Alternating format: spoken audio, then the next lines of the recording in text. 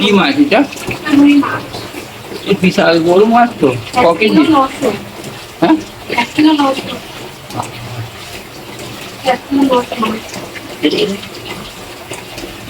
মাছ কি ঝোল করে? আমার কিন্তু কি ভাজা লাগবে দুটো,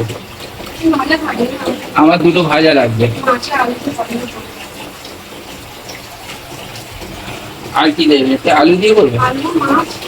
পটল দেবে নাকি? হ্যাঁ, পটল দিয়ে করবে? বড় মাছ তো এটা।